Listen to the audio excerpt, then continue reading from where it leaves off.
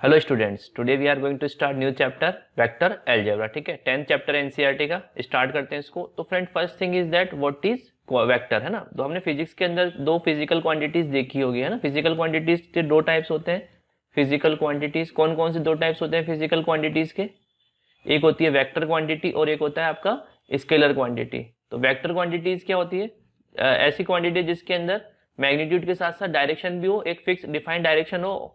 ठीक है, और स्केलर क्वांटिटी कौन सी होती है फ्रेंड? जिसमें क्या हो, केवल मैग्नीट्यूड हो। तो वेक्टर क्वांटिटी की डेफिनेशन लिख लो।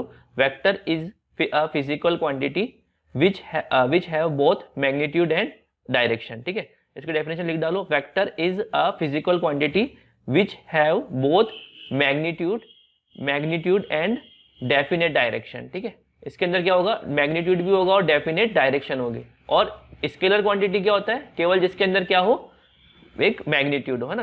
विच हैव ओनली मैग्नीट्यूड, जिसके अंदर केवल क्या हो, मैग्नीट्यूड हो, वो होती है स्केलर क्वांटिटी। और मैग्नीट्यूड के साथ साथ डायरेक्शन भी हो तो वो होती है वेक्टर क्वांटिटी, है ना। ये आपने देखा भी होगा। इसके एग्जांपल की बात कर लूँ तो फिजिक्स में आपने कई बार देखा होगा। कौन कौन से एग्जांपल इसके? फोर्स, वेलोसिटी, एक्सीलरेशन, डिस्प्लेसमेंट आपने वहां पर फाइंड आउट किया होगा। तो ये सारी क्वांटिटी कौन सी है? Vector quantity. इसमें आपने डायरेक्शन को भी कंसीडर किया होगा। ठीक है, बट जब बात आई होगी स्केलर क्वांटिटी की, जैसे मास, वॉल्यूम, वर्क डन, जब ये फाइंड आउट किया होगा तो केवल आपने मैग्नीट्यूड पर फोकस किया होगा। तो फ्रेंड, टेम्परेचर है ना, ये सब क्या है आपके?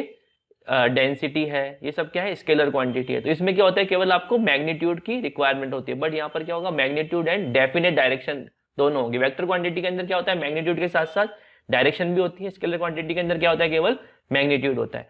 तो अब हम किसकी बात करने वाले हैं यहाँ पर? वेक्टर क्वांटिटी की, है ना। वेक्टर को पढ़ने वाले हैं अच्छे से। तो वेक्टर क्या होता है, इसका रिप्रेजेंटेशन क्या होता है, कैसे होता है? तो इसके अंदर लिख डालो, वेक्टर के अंदर क्या लिख डालो, इट इज रिप्रेजेंटेड बाय, थोड़ी बहुत थ्योरी रहेगी स्टार्टिंग के अंदर। डायरेक्ट इसमें कॉन्सेप्ट वाले क्वेश्चन नहीं है, पहले थ्योरी समझनी पड़ेगी, बेसिक आपको होता क्या है। इट इज रिप्रेजेंटेड बाय, किससे रिप्रेजेंट करते हैं वेक्टर को? Directed line segment. किससे रिप्रेजेंट करते हैं? डायरेक्टेड लाइन सेगमेंट से रिप्रेजेंट करते हैं वेक्टर को। ठीक है, अब ये डायरेक्टेड लाइन सेगमेंट क्या होता है फ्रेंड? इसको देख लेते हैं एक बार। डायरेक्टेड लाइन सेगमेंट, ठीक है, लाइन सेगमेंट होता है, लेकिन उसमें क्या होती है, डायरेक्शन भी होती है। ठीक है, तो लाइन सेगमेंट एक लाइन सेगमेंट है और ये सपोर्ट के ऊपर होता है। सपोर्ट मतलब जिसके ऊपर आप अपना लाइन सेगमेंट लेने वाले हो, ये सपोर्ट होता है। ये इसके ऊपर कोई लाइन सेगमेंट ले लिया आपने, जैसे फॉर एग्जांपल मैंने ये ए बी लाइन सेगमेंट इस सपोर्ट के ऊपर ले लिया, तो इसकी डायरेक्शन भी होगी। जैसे मैं ए से बी की बात कर रहा हूं तो इसकी डायरेक्शन क्या ले ली मैंने? ए बी डायरेक्शन ले ली। तो वेक्टर को किसे दिखाते हैं? ए बी वेक्टर दिखा देंगे। ए बी वेक्टर किसको रिप्रेजेंट कर रहा है? एक लाइन सेगमेंट है जिसकी डायरेक्शन है ए से बी की ओर। इस पॉइंट को हम क्या बोलते हैं? Initial point. इसको अपन बोलेंगे इनिशियल पॉइंट। ठीक है, या इसको टेल भी बोलेंगे अपन, इनिशियल पॉइंट। ठीक है, या इसको आप एक और नाम बोल सकते हो इसका, tell.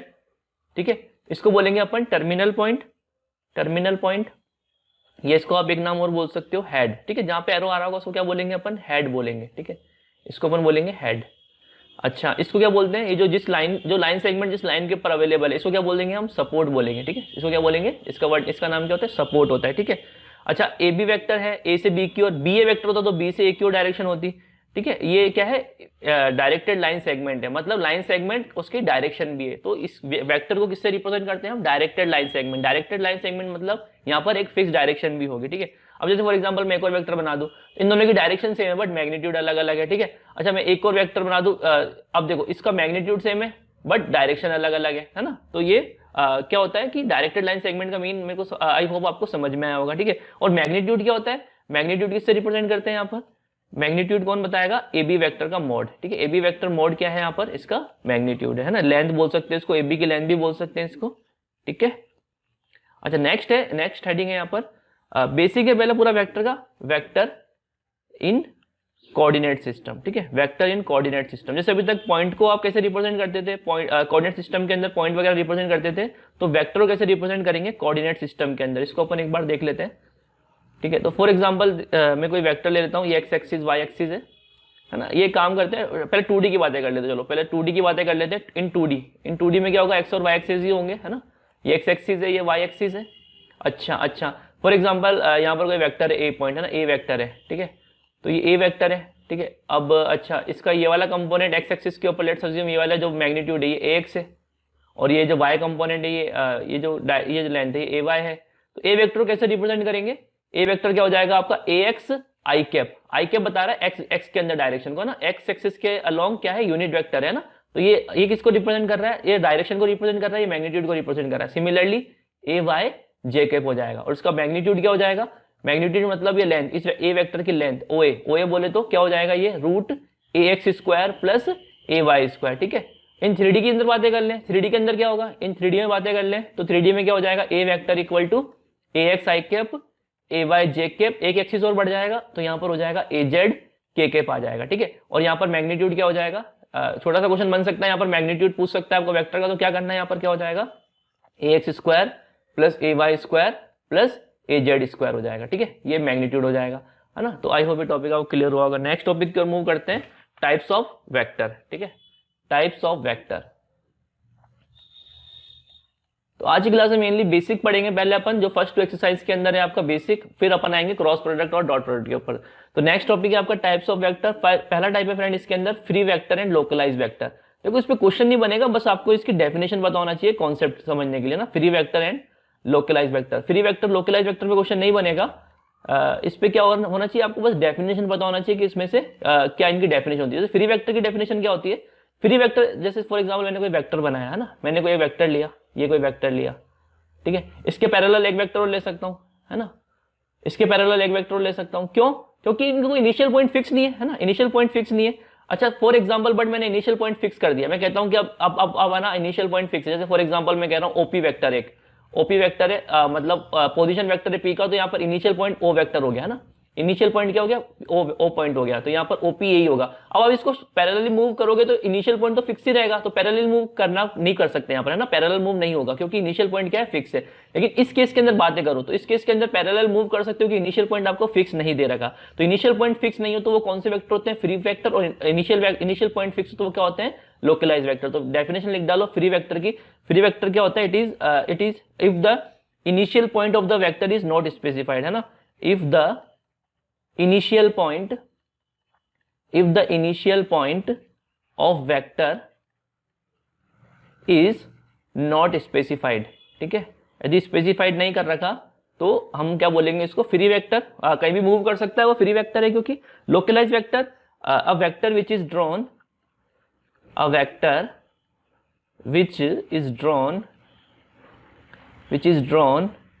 Parallel to a given vector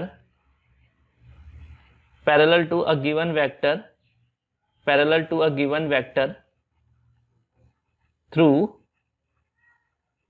specified point, है ना, specified point in space। ठीक है, तो कहने की बात क्या है, यहाँ पर इनिशियल पॉइंट फिक्स होगा, मोटा मोटा जो आपको समझना है, और यहाँ पर इनिशियल पॉइंट फिक्स नहीं होगा। इनिशियल पॉइंट फिक्स नहीं होगा तो फ्री वेक्टर मूव कर सकता है पैरेलल कहीं पे। लोकलाइज वेक्टर में क्या होगा, यहाँ पर इनिशियल पॉइंट हम फिक्स कर देंगे। तो ये डेफिनेशन हल्का सा आपको पता होना चाहिए, डायरेक्ट क्वेश्चन नहीं है इस डेफिनेशन के ऊपर एनसीईआरटी के अंदर, बस ये आगे टॉपिक समझने के लिए हम कई बार इस वर्ड का यूज करेंगे, फ्री वेक्टर का। ठीक है, नेक्स्ट टाइप की ओर मूव करते हैं। नेक्स्ट टाइप है फ्रेंड यहाँ पर आपके पास जीरो और नल वेक्टर। नेक्स्ट है जीरो वेक्टर और नल वेक्टर की डेफिनेशन क्या होती है। ठीक है, अब जीरो वेक्टर और नल वेक्टर क्या कहते, किसको कहते हैं friend, a vector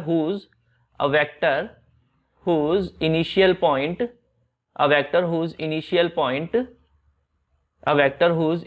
point and terminal points are same. ठीक है, मतलब इनिशियल पॉइंट भी सेम है और जो टर्मिनल पॉइंट हमने देखा था अभी डेफिनेशन, दोनों एक ही जगह आ गए, इनिशियल और टर्मिनल पॉइंट एक ही जगह आ गए, तो वो क्या होंगे, जीरो वेक्टर, और इसका एक नाम हो रहा है नल वेक्टर, आर सेम। और इसकी एक डेफिनेशन और बोल सकते हैं हम, a vector of zero magnitude is called null vector। ठीक है, इसको रिप्रेजेंट कैसे करते हैं, पॉइंट के थ्रू रिप्रेजेंट करते हैं, या इसको ए पॉइंट है तो ये वेक्टर क्या हो जाएगा, ए वेक्टर। ठीक है, और इसको ऐसे भी रिप्रेजेंट करते हैं, जीरो वेक्टर। ध्यान रखने की बात है कि इनिशियल पॉइंट और टर्मिनल पॉइंट जिस दिन सेम हो गया उस दिन वो क्या होगा, जीरो वेक्टर होगा। ठीक है, अच्छा नेक्स्ट इसके अंदर एक बात और ध्यान रखने की बात है कि डायरेक्शन ऑफ नल वेक्टर, कोई आपसे पूछ ले कि डायरेक्शन क्या होगी नल वेक्टर की, direction of null vector is undetermined, ठीक है, इसको डिटरमाइन नहीं कर सकते आप, अनडिटरमाइंड,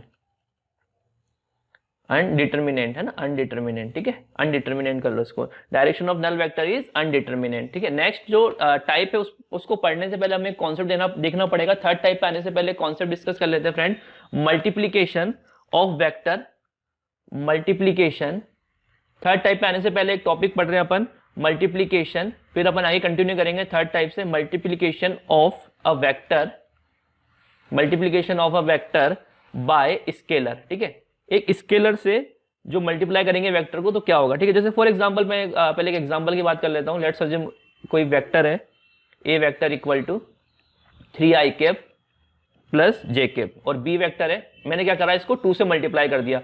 बी वेक्टर है 2 टाइम्स ए वेक्टर के इक्वल और ये है 6i cap plus 2j cap के इक्वल। तो ए वेक्टर क्या होगा, 3 यूनिट आपको एक्स एक्सिस पे चलना है 1 2 3, और 1 यूनिट चलना है यहाँ पे वाई एक्सिस के ऊपर। ठीक है, ये ए वेक्टर हो गया। अच्छा, बी वेक्टर क्या होगा, 6 यूनिट चलना है आपको एक्स एक्सिस के ऊपर, तो यहाँ पर 6 यूनिट ये चले, आप 2 यूनिट चलना है 1 2, तो ये आपको आगे जाके इसी पे मिल जाएगा, है ना। तो मुद्दे की बात क्या है, आपने स्केलिंग करी तो वो कोलिनियर है ना, उसी लाइन के ऊपर अवेलेबल है। आपने स्केलिंग करने से उसका वेक्टर का लाइन चेंज नहीं हुआ है, तो वो इसी लाइन के ऊपर अवेलेबल होगा। मतलब सपोर्ट तो सेम ही होगा, जो सपोर्ट लाइन है वो तो सेम ही होगा। ठीक है, सपोर्ट लाइन दोनों के लिए सेम होगा। तो यहाँ पे हमारे पास एक नया कॉन्सेप्ट निकल के आ रहा है कि स्केलिंग करने से कोलिनियर ही रहेगा वो, है ना, वेक्टर क्या रहेगा, कोलिनियर ही रहेगा। तो यहाँ पर एक डेफिनेशन लिख लो, थर्ड टाइप जो आ रहा है, थर्ड टाइप है फ्रेंड कोलिनियर, कोलिनियर और पैरेलल वेक्टर, दोनों एक ही चीज है। सर अभी तक हम लाइन पढ़ते थे तो वहां पर कोलिनियर लाइन और पैरेलल लाइन अलग अलग होती थी, बट वेक्टर में क्या है, सेम ही है। क्यों, क्योंकि वेक्टर के लिए किसके लिए बातें कर रहे हैं, फ्री वेक्टर के लिए बातें कर रहे हैं। फ्री वेक्टर को आप चाहे वो पैरेलल है तो भी आप उसको उठा के इस लाइन के ऊपर ला सकते हो, और आप उसको ऐसे शिफ्ट भी कर सकते हो, पैरेलल है ना। तो पैरेलल वेक्टर और कोलिनियर वेक्टर दोनों की डेफिनेशन सेम होती है वेक्टर के अंदर, बट लाइन के अंदर बातें करें तो कोलिनियर लाइन पैरेलल लाइन अलग अलग होती है, बट वेक्टर के अंदर एक ही चीज है, कोलिनियर वेक्टर और पैरेलल वेक्टर। इसकी डेफिनेशन क्या हो जाएगी, vector having the same support. ठीक है, ऐसे वेक्टर जिनका सपोर्ट सेम हो, सपोर्ट मैंने बताया था जिस लाइन के ऊपर आपका डायरेक्टेड लाइन सेगमेंट है, vector having the same support और पैरेलल सपोर्ट, पैरेलल सपोर्ट भी चलेगा, पैरेलल सपोर्ट हो यदि उनका तो भी वो कैसे वेक्टर हैं, collinear vector. Parallel support are called collinear vector, ठीक है। ये डेफिनेशन से सब पता होना चाहिए आपको। जो सेकंड डेफिनेशन है जीरो नल वेक्टर, और ये वहां से आपको सारी डेफिनेशन पता होना चाहिए। क्वेश्चन पे बिल्कुल बन सकता है, बहुत ज्यादा चांसेस है कि इस पे एक 1 मार्क का क्वेश्चन बन जाए। तो इस पे क्वेश्चन आपको प्रूव करना है कि कोलिनियर है या अननोन क्वांटिटी निकालना है कि कोलिनियर दे रखा है आपको। तो इसके लिए कौन सा मेथड यूज करोगे, देखो ये जो कोलिनियर वेक्टर इसमें क्या रिलेशन होता है, यहाँ पर यदि ए और बी वेक्टर कोलिनियर तो बी वेक्टर इक्वल टू होगा लैम्डा टाइम ए वेक्टर के। ठीक है, ये रिलेशन आपको ध्यान रखना है, where lambda is not equal to 0, ये रिलेशन आपको पता होना चाहिए, है ना। लैम्डा कोई नॉन जीरो क्वांटिटी है, नॉन जीरो कांस्टेंट है यहाँ पर। तो रिलेशन कहां से निकल के आ रहा है, देखो यदि आप स्केलिंग करोगे तो उसी लाइन के ऊपर अवेलेबल होता है। तो यहां से एक रिलेशन निकल के आ रहा है, b vector equal to lambda times a vector. ठीक है, और इसका एक और तरीका है प्रूव करने का, जैसे बी सपोज करो ए वेक्टर है आपके पास a1 i cap plus a2 j cap plus a3 k cap, b vector है b1 i cap plus b2 j cap plus b3 k cap. अब यदि इस रिलेशन को सेटिस्फाई कर रहा है तो यहाँ जब पुट करोगे तो यहाँ से क्या आ जाएगा आपके पास a1 by b1 equal to a2 by b2 equal to a3 by b3। अभी मैं बताता हूँ क्वेश्चन, इसके ऊपर सोल्व करके बताऊंगा। एक बार टाइप खत्म करने के बाद कैसे क्वेश्चन बनेंगे इस पे एक बार अपन पहले टाइप फिनिश कर लेते हैं, देन मैं आपको डिस्कस करूंगा कि इस पे कैसे क्वेश्चन बनेंगे। तो कोलिनियर और पैरेलल वेक्टर बहुत इंपॉर्टेंट डेफिनेशन है फ्रेंड, जिनका सपोर्ट क्या हो, सेम हो या पैरेलल सपोर्ट हो। ठीक है, मेथड प्रूफ करने का रहेगा b equal to lambda time A vector या A vector equal to lambda time B vector. और यहाँ पर क्या आ जाएगा आपके पास, ये एक और मेथड है इसका a1 upon b1 equal to a2 upon b2। ये जो कोफिशिएंट है ना, ये जो कोफिशिएंट है इसको क्या बोलते हैं अपन, कंपोनेंट, है ना, स्केलर कंपोनेंट का रेशियो क्या होगा, सेम होगा। ठीक है, नेक्स्ट डेफिनेशन की ओर मूव करते हैं। उससे पहले है ना बी हमारे पास रिलेशन क्या है, फोर्थ टाइप पे आने से पहले हम रिलेशन जो आया उसी को उठा के चलते हैं। ठीक है, एक केस ले लेता हूं फ्रेंड मैं, लेट्स अज्यूम लैम्डा की वैल्यू है मेरे पास 1 अपॉन डिटरमिनेंट ऑफ ए के इक्वल, है ना। मैंने लैम्डा की वैल्यू ले ली 1 अपॉन डिटरमिनेंट ऑफ ए के इक्वल। जैसे फॉर एग्जांपल मैं बात कर रहा हूं, फॉर एग्जांपल सपोज करो मेरे पास ए वेक्टर है 3i cap plus J cap के इक्वल है ना। तो डिटरमिनेंट इसका मोड कितना हो जाएगा, मोड ऑफ जो इसका मैग्नीट्यूड है, मैग्नीट्यूड ऑफ ए वेक्टर कितना हो जाएगा, वो हो जाएगा आपके पास 3 3 9 और 1 कितना आ जाएगा, ये 10 आ जाएगा, है ना, √10 आ जाएगा ये। अच्छा, तो बी वेक्टर क्या आ गया बताओ, बी वेक्टर क्या आ जाएगा, लैम्डा आपने लिया दिस है ना 1 upon magnitude of A vector, तो ये आ जाएगा यहाँ से ए वेक्टर है आपके पास 3i कैप, तो 3 by √10 i cap plus 1 by √10 j cap.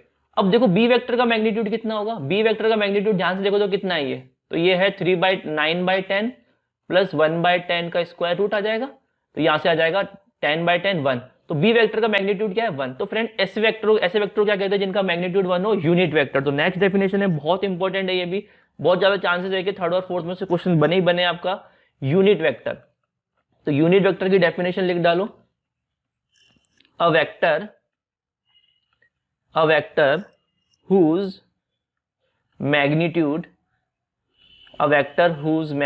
is 1, then it is called unit vector. ठीक है, एक वेक्टर जिसका मैग्नीट्यूड 1 होगा उसको क्या कहेंगे हम, यूनिट वेक्टर कहेंगे। ठीक है, अब देखो इसके अंदर लिख डालो नेक्स्ट एक लाइन और, unit vector in the direction of a vector A is denoted by a cap. ठीक है, a कैप से डिनोटेड करते हैं। अब बताओ a कैप की वैल्यू क्या हो जाएगी, ये हो जाएगी vector a upon magnitude of a vector. ठीक है, ये हो जाएगा वेक्टर की a कैप किसके इक्वल हो जाएगा, ये फॉर्मूला बहुत इंपॉर्टेंट है। आई होप ये आपको समझ में भी आ रहा होगा कैसे ये फॉर्मूला बन रहा है। तो मैंने क्या करा था, केस लेकर चला था, तो उसका वेक्टर का मैग्नीट्यूड कितना आ गया, 1 आ गया। तो इससे फॉर्मूला बन गया a cap equal to a vector upon divide लगा देना उसके मैग्नीट्यूड का। इसको समझने के लिए समझ सकते हो फ्रेंड, जैसे सपोज करो एक वेक्टर है ना, a वेक्टर है ये पूरा, आपने क्या करना है, a कैप क्या होगा, इसमें एक 1 यूनिट का इसी की डायरेक्शन में एक 1 मैग्नीट्यूड का इसी की डायरेक्शन में एक वेक्टर है कैप। जैसे फॉर एग्जांपल मैं कह रहा हूं 10 रुपए में 10 चॉकलेट आ रहे, तो 1 रुपए में कितनी आएगी, एक चॉकलेट आएगी। अब सपोज करो मैं कह रहा हूं आपसे बताओ 15 रुपीज में कितनी आएगी, तो 15 से मल्टीप्लाई कर दोगे, तो इसमें से एक क्वेश्चन और बनेगा, आपसे कहेगा कि एक वेक्टर है इसकी इसी की डायरेक्शन में 5 यूनिट्स का, आप मेरे को नया वेक्टर बताओ। तो क्या करना पड़ेगा, वहां पर आपको एक वेक्टर आपको गिवन होगा, उससे आप यूनिट वेक्टर निकाल लोगे। अब आपको क्या करना है, इसी की डायरेक्शन में p यूनिट्स का वेक्टर बताना है, तो उसको p से मल्टीप्लाई कर देना। तो नेक्स्ट एक बहुत इंपॉर्टेंट कॉन्सेप्ट है, नोट करके लिखो इस कॉन्सेप्ट को फ्रेंड, नोट डालो यहां पर एक आप, a vector of p magnitude in the direction of a vector is equal to p into a vector upon magnitude of a। ठीक है, आई होप ये कॉन्सेप्ट आपको समझ में आ रहा होगा। इसको आप ऐसे ही बोल सकते हो p a कैप, जैसे वही वाली बात मैंने बताई आपको, यूनिटरी मेथड, एक तरीके से यूनिटरी मेथड। 10 रुपए में 10 चॉकलेट आ रही है, 1 रुपए में एक चॉकलेट आएगी, तो 15 में कितना आएगा, तो 15 से मल्टीप्लाई कर दो, एक का प्राइस निकाल के 15 से मल्टीप्लाई कर दो।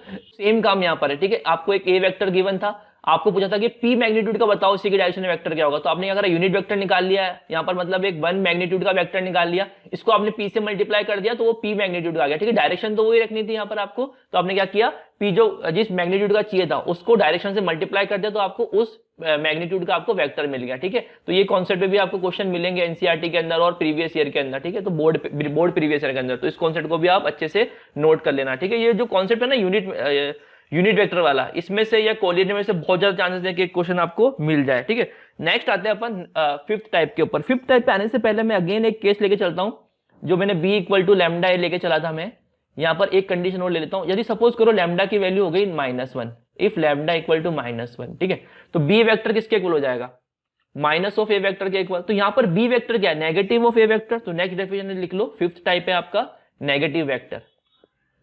फिफ्थ टाइप है फ्रेंड यहां पर नेगेटिव वेक्टर। अभी नेगेटिव वेक्टर क्या होता है, a vector having same magnitude, a vector having same magnitude. देखो जैसे फॉर एग्जांपल a है आपका 3i cap plus j cap, a ले लेता हूं मैं 3i cap plus j cap, तो b वेक्टर क्या होगा, -3i cap minus j cap. बताओ क्या मैग्नीट्यूड का डिफरेंस है क्या, नहीं सर, इसका मैग्नीट्यूड भी √10, magnitude of a vector equal to √10 और magnitude of b vector equal to भी √10। तो यहां पर मैग्नीट्यूड में तो चेंजेस नहीं आ रहा। तो नेगेटिव वेक्टर क्या होता है, a vector having same magnitude as that of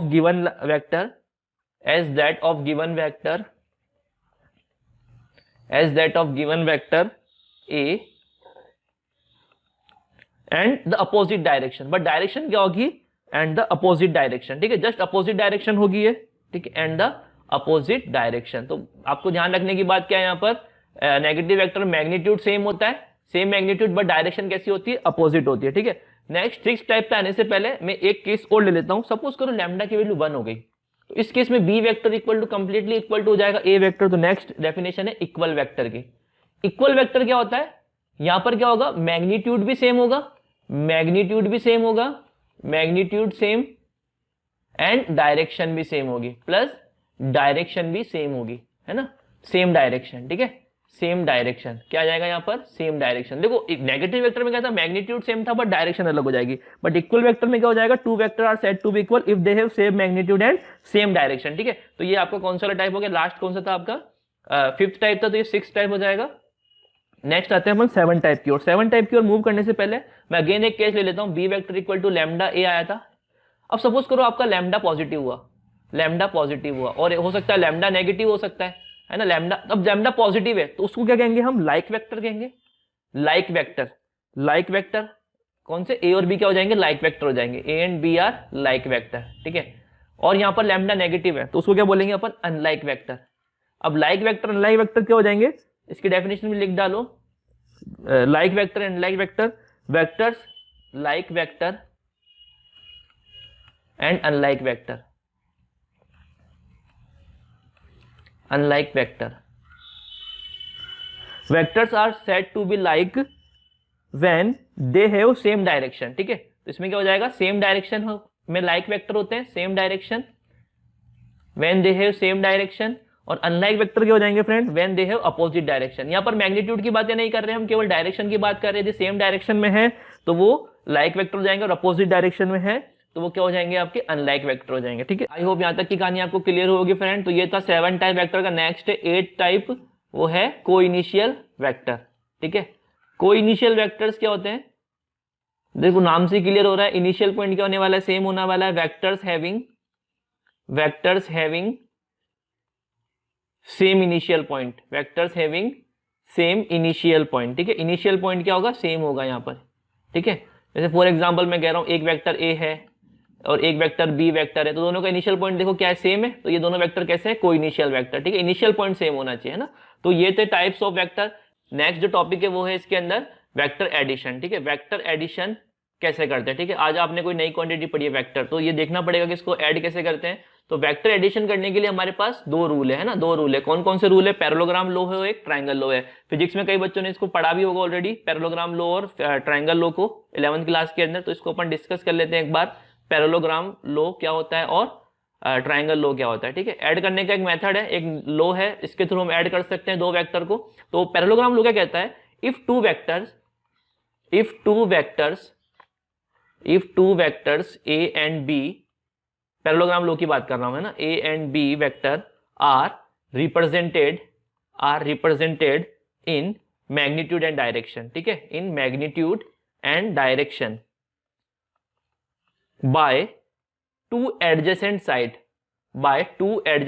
अभी समझते हैं इसको क्या कहना चाह रहा है, एक बार इसका स्टेटमेंट लिख लो, two adjacent side of a parallelogram,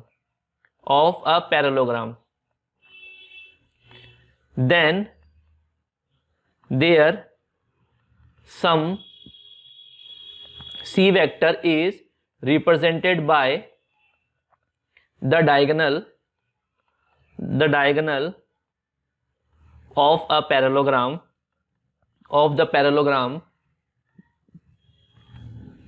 which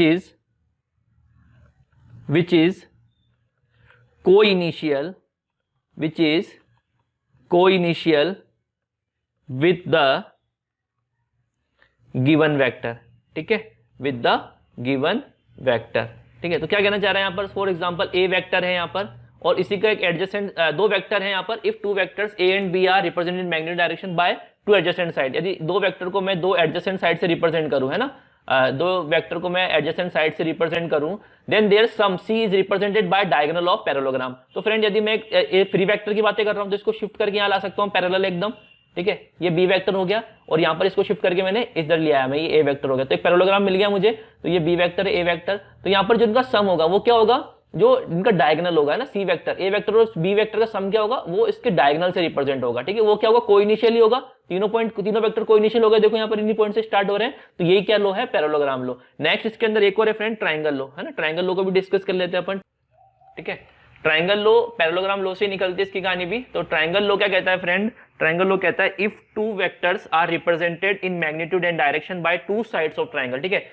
first line same नहीं है, two vector are represented magnitude and direction by two sides of vector, by two sides of vector, ठीक है। ए वेक्टर और बी वेक्टर को जो है two sides of a triangle, two sides of a triangle से represent करें, taken in the same order, keep in mind taken in same order, taken in the same order, taken in the same order,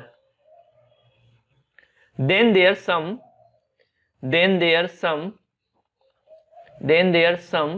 is represented by the third side taken in reverse order, तो क्या कहना चाह रहा है friend, यहां पर एक vector A vector है और सेम ऑर्डर में आपने एक और वेक्टर ले लिया, मतलब इसी के जस्ट आगे के वेक्टर ले लिया आपने बी वेक्टर, तो इनका जो सम होगा वो क्या होगा, एक ट्राइंगल से रिप्रेजेंट होगा और वो थर्ड साइड को कैसे लेना पड़ेगा, अपोजिट डायरेक्शन में। देखो अब सेम डायरेक्शन तो क्या होती है, ये वाली होती है, बट अपोजिट डायरेक्शन ये हो जाएगी, ठीक है। ये किसको रिप्रेजेंट करेगा, ये इसके सम को रिप्रेजेंट करेगा, मतलब A vector plus B vector represent करेगा। जैसे फॉर लास्ट ट्राइंगल लो के अंदर, पैरेललोग्राम लो के अंदर, पैरेललोग्राम लो में सम कौन रिप्रेजेंट करेगा, C vector, A vector plus B vector.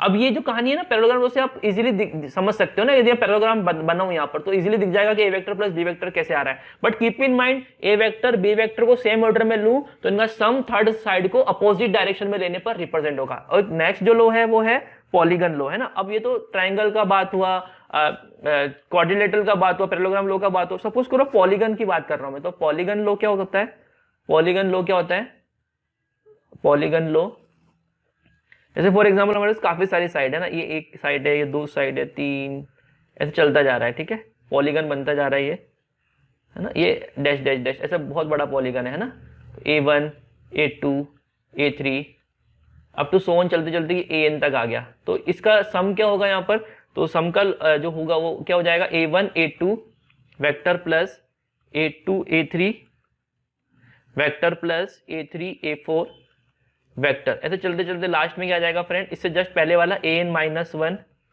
AN vector और लास्ट वाले को अपोजिट डायरेक्शन में लेना है तो वो हो जाएगा A1 AN वेक्टर, ठीक है। ये पॉलीगन लो हो जाएगा, ठीक है। तो ये कुछ लोज थे जो आपको क्लियर होने चाहिए एडिशन करने के लिए। नेक्स्ट अपन कुछ एग्जांपल देख लेते हैं फ्रेंड, जितनी थ्योरी अपन ने अभी तक कवर करी है ना फ्रेंड। तो फर्स्ट एग्जांपल है, एग्जांपल फर्स्ट, शो दैट, ताकि आपको समझ में आ जाए क्वेश्चन बनते कैसे इस थ्योरी के ऊपर। Show that the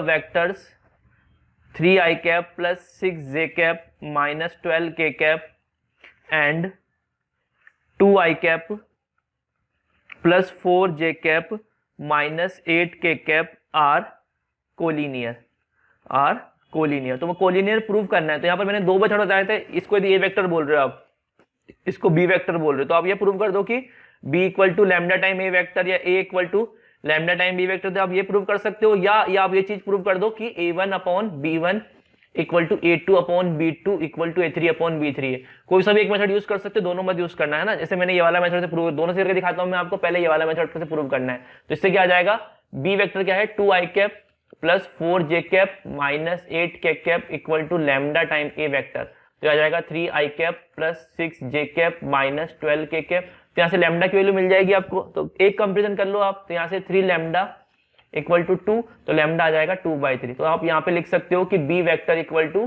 2/3 times lambda vector है, a वेक्टर है, ठीक है। तो ये कोलिनियर वेक्टर है। या आप ये भी प्रूव कर सकते थे इससे भी, a1 अपॉन b1 कितना आएगा 3/2, यहाँ से आ जाएगा 6/4 इक्वल टू माइनस 12/8। तीनों चीज इक्वल है, ये 3/2 ही है, 6/4 ये भी 3/2 ही है, और यहाँ से कितना आ जाएगा -12/-8, तो ये भी कितना है 3/2 ही है, ठीक है। तो ये इनिशियल जो है कोलिनियर आपको प्रूव करना है ना, कोलिनियर प्रूव करना हो या पैरेलल वेक्टर प्रूव करना। सपोज मेरा क्वेश्चन होता है पैरेलल प्रूव करो, तब भी आप यही मेथड यूज करते हो। तो कोलिनियर प्रूव करने का और पैरेलल वेक्टर प्रूव करने के आपके पास दोनों मेथड, दोनों में से कोई सा भी एक मेथड यूज कर सकते हो। सपोज करो क्वेश्चन ऐसे ही बन सकता था यहाँ पर कि यहाँ पर x को एक अननोन कर देता कि बताओ, अब कहता था कि वेक्टर कोलिनियर है, तो आपको x के लिए निकालने भी बोल सकता था। यहाँ पर आप ये वाला मेथड यूज करोगे तो इजी रहेगा, ठीक है। ये भी इससे भी आ जाएगा, लेकिन इससे जल्दी से आंसर आ जाएगा, ठीक है। नेक्स्ट एग्जाम्पल की बात कर लेते हैं, एग्जाम्पल 2 है friend, find the unit vector in the direction of इस वेक्टर के जो ए वेक्टर आपको गिवन है 2i cap plus 3j cap plus k cap, आपको क्या करना है यूनिट वेक्टर निकालना। तो a कैप निकालना है। a कैप क्या होता है, इसका मैग्नीट्यूड निकाल लो, 2 2 जा 4, 4 प्लस 9 प्लस 1, तो यहाँ से आ जाएगा √14 आ जाएगा मैग्नीट्यूड। तो यूनिट वेक्टर क्या हो जाएगा 2 √14 i cap plus 3 √14 j cap plus 1/√14 k cap. अब सपोज करो यहाँ पे आपको कहता है कि इसी वेक्टर की डायरेक्शन में 5 यूनिट का वेक्टर बताओ, तो क्या करते हैं आप, इसी वेक्टर की डायरेक्शन 5 यूनिट का वेक्टर, तो वो लेट्स अज्यूम b वेक्टर से रिप्रेजेंट कर रहा हूँ, तो वो हो जाता है 5 इंटू a कैप, तो कितना हो जाता है 5 into 2/√14 i cap plus 3/√14 j cap plus 1/√14 k cap. ठीक है, आई होप ये क्वेश्चन आपको क्लियर हुआ होगा। तो ये कुछ क्वेश्चन थे जो एग्जांपल थे जो थ्योरी पे हमने डिस्कस किए। नेक्स्ट अपन आगे थ्योरी बढ़ाते हैं और कुछ वो काफी क्वेश्चन अपन इन क्लास एक्सरसाइज में इसके ऊपर डिस्कस करेंगे। तो नेक्स्ट थ्योरी पोर्शन है फ्रेंड यहाँ पर आपके पास position vector of a point. ठीक है, बहुत इंपॉर्टेंट है ये भी, position vector of a point. जैसे फॉर एग्जांपल अभी तक आप कार्टेशियन कोऑर्डिनेट सिस्टम की बातें कर रहे थे, तो वहां पर किसी पॉइंट की पोजीशन आप पॉइंट एक्स वाई जेड के थ्रू बता देते थे ना, 2D के अंदर एक्स वाई और 3D के अंदर एक्स वाई जेड से बता दोगे। लेकिन वेक्टर में किसी पॉइंट की पोजीशन बताने के लिए हम पोजीशन वेक्टर का यूज करते हैं। ठीक है, पोजीशन वेक्टर डेफिनेशन लिख लो, पोजीशन वेक्टर करता क्या है, पोजीशन वेक्टर किस काम आता है, क्यों पढ़ रहे हैं हम, it tells the position of a point, है ना, it tell the position of point, किसी पॉइंट की पोजीशन बताने के काम आएगा, it tell the position of a point. ठीक है, हम वेक्टर में पोजीशन वेक्टर का यूज करते हैं पॉइंट की पोजीशन बताने के लिए। अच्छा, जैसे फॉर एग्जांपल कैसे बताएंगे सर, जैसे फॉर एग्जांपल एक ग्राफ की बात, ग्राफ के अंदर समझाऊं आपको, ये कोई आपका इनिशियल ओरिजिन पॉइंट है और इसको आपको एंड पॉइंट है ए, इसकी आपको पोजीशन बतानी है एक्स वाई जेड, आपको वेक्टर के अंदर इस पॉइंट की पोजीशन बतानी है। तो ओ क्या हो गया यहाँ पर स्टार्टिंग पॉइंट 0 0 0 और ए पॉइंट की पोजीशन बतानी है आपको एक्स वाई जेड। तो पोजीशन वेक्टर क्या हो जाएगा, position vector of a, position vector of a, ये क्या हो जाएगा यहाँ पर, position vector of a equal to a vector से रिप्रेजेंट कर दो इसको ना, ए वेक्टर से रिप्रेजेंट कर दूं मैं यदि, तो ए वेक्टर क्या हो जाएगा आपके पास यहाँ पर, ए वेक्टर हो जाएगा आपके पास एक्स आई cap, x into x component, x scalar component into इसकी डायरेक्शन प्लस वाई जे कैप प्लस जेड के कैप, ये क्या हो जाएगा पोजीशन वेक्टर। ठीक है, length of a, position vector का मैग्नीट्यूड कितना हो जाएगा, लेंथ ऑफ ए ये कितना हो जाएगा √x² plus y² plus z²। ध्यान रखना it is not a free vector, है ना, ये फ्री वेक्टर नहीं है क्योंकि यहाँ पर इनिशियल पॉइंट क्या है, फिक्स है, it's not a free vector. कई बार क्वेश्चन बन सकता है कंपटीशन एग्जाम में, which of the following is not a free vector, तो position vector is not a free vector because यहाँ पर इनिशियल पॉइंट क्या है, फिक्स। यदि इनिशियल पॉइंट फिक्स नहीं होता तो हम कहते हैं कि ये फ्री वेक्टर नहीं, फ्री वेक्टर है, लेकिन यहाँ पर इनिशियल पॉइंट क्या कर दिया, फिक्स कर दिया, तो it is not a free vector. कौन सा वेक्टर होगा, लोकलाइज वेक्टर होगा। ठीक है, नेक्स्ट बात करते हैं अपन direction angle and direction cosine की। देखो ये भी काफी इंपॉर्टेंट है, ये भी आपने फिजिक्स में सब पढ़ा हुआ एक बार, direction angle, direction angles and direction cosine, direction cosine. Direction angle क्या होता है, इसकी डेफिनेशन लिख लो, let position vector, let position, अच्छा नाम से पहले क्लियर हो रहा है, पहले समझा देता हूं मैं एक बार। डायरेक्शन एंगल क्या होगा, जैसे फॉर एग्जांपल कोई वेक्टर है ना, कोई वेक्टर है, ये कोई वेक्टर है आपका ओपी वेक्टर है, ठीक है, ओपी वेक्टर है, तो ये जो एंगल बनाएगा एक्सिस के साथ, वाई एक्सिस के साथ और जेड एक्सिस के साथ, ये एंगल ही क्या होंगे, डायरेक्शन एंगल, है ना। इन एंगल को क्या बोलेंगे अपन, डायरेक्शन एंगल बोलेंगे, इसको अल्फा, इसको बीटा, इसको गामा। तो एक पोजीशन वेक्टर जो एक्सिस के साथ एंगल बनाता है उसे क्या कहते हैं अपन, डायरेक्शन एंगल कहते हैं। ठीक है, let position vector, let position vector. अब 3D और वेक्टर में थ्योरी पोर्शन रहेगा थोड़ा बहुत हमको लिखने का, क्योंकि डेफिनेशन वगैरह हमको पता होना चाहिए, ये कॉन्सेप्ट क्लियर करेगा आपको। Let position vector OP vector and R vector, और आर वेक्टर से भी बोल सकते थे इसको, लेट ओपी वेक्टर, है ना, आर वेक्टर से रिप्रेजेंट कर रहा हूं इसको, of a point X Y Z, then R vector क्या हो जाएगा आपका, एक्स आई कैप प्लस वाई जे कैप प्लस जेड के कैप। ठीक है, and the angles alpha beta gamma made by the vector r vector with the positive direction of x y z axis, है ना, of x y and z axis respectively, ठीक है, respectively are called direction angle. तो मैंने पहले ही बता दिया था आपको डायरेक्शन एंगल क्या होते हैं। जो कोई वेक्टर है, यदि ओपी वेक्टर है, तो ये जो एक्सिस के साथ एंगल बनाएगा ये क्या होंगे आपके डायरेक्शन वेक्टर।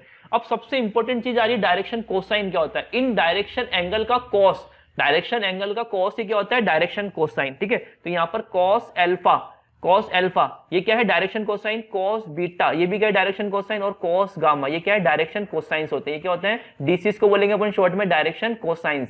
अब देखो कॉस एल्फा कितना हो जाएगा, अब देखो ये कितना है आर वेक्टर, आर वेक्टर का मैग्नीट्यूड है ये, तो आर से रिप्रेजेंट कर देता हूं। ये डिस्टेंस कितना होगा, ये एक्स होगा। तो बताओ कॉस एल्फा कितना हो जाएगा, एक्स बाय आर हो जाएगा, ठीक है।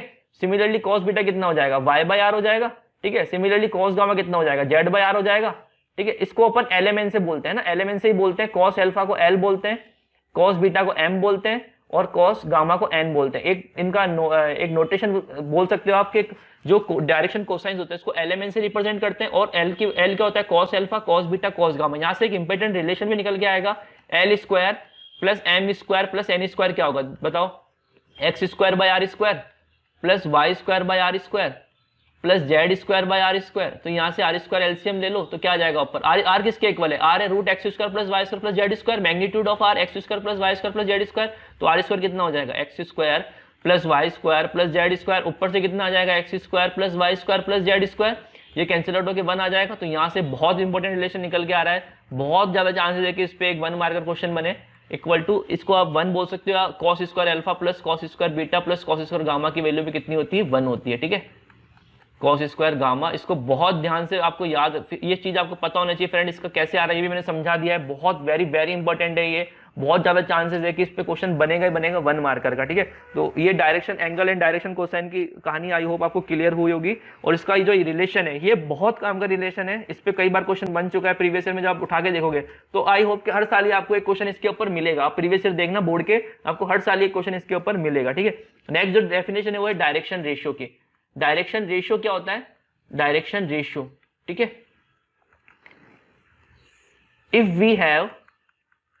We have direction cosines LMN and if we multiply these direction cosines with a same scalar number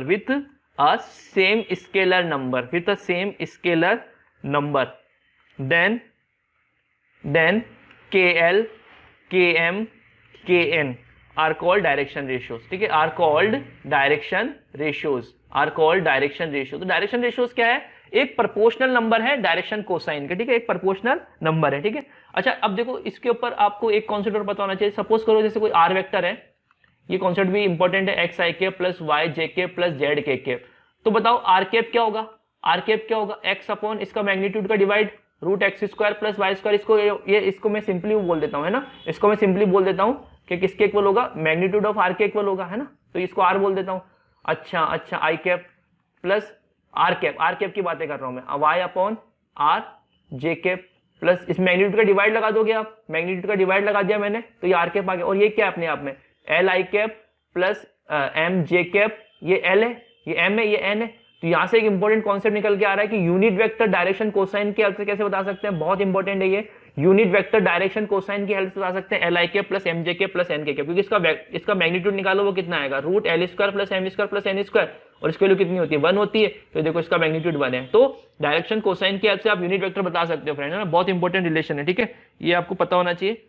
अच्छा एक और चीज जो जैसे सपोज करो कोई वेक्टर है, अभी मैं इसमें पूछूं इसकी डायरेक्शन रेशियोज क्या है। तो डायरेक्शन रेशियोज तो ये जो चीज है ना स्केलर कंपोनेंट, इसको स्केलर कंपोनेंट बोलते हैं। ये क्या है डायरेक्शन रेशियोज है। तो डायरेक्शन रेशियोज क्या हो जाएंगे यहाँ पर एक्स, क्योंकि ये प्रोपोर्शनल नंबर है इसके, आर इंटू ये प्रोपोर्शनल नंबर है। डायरेक्शन कोसाइन क्या है, X by R, Y by R, Z by R. तो इसके प्रोपोर्शनल नंबर है एक्स वाई जेड, तो एक्स वाई जेड क्या हो जाएंगे डायरेक्शन रेशियोज। और ये चीज आपको बहुत अच्छे से पता होना चाहिए, ये इंपॉर्टेंट चीज है। तो ये थ्योरी पोर्शन था 10.1 और 10.2 एक्सरसाइज का। इसके ऊपर based upon in class exercise करेंगे तो वहां पर आपको क्लियर हो जाएगा कि इस थ्योरी पे क्वेश्चन कैसे बनेंगे, ठीक है। बेसिक्स अच्छा से पता होना चाहिए आपको। जो बड़े मार्कर क्वेश्चन बनेगा वो नेक्स्ट एक्सरसाइज से बनेगा, यहाँ से एक छोटे मार्कर क्वेश्चन बन सकता है, ठीक है। तो आज की क्लास में अपन अभी थ्योरी देख रहे हैं फ्रेंड, नेक्स्ट क्लास के अंदर अपन इस टॉपिक इन थ्योरीज के ऊपर इन क्लास एक्सरसाइज डिस्कस करेंगे। Thank you class.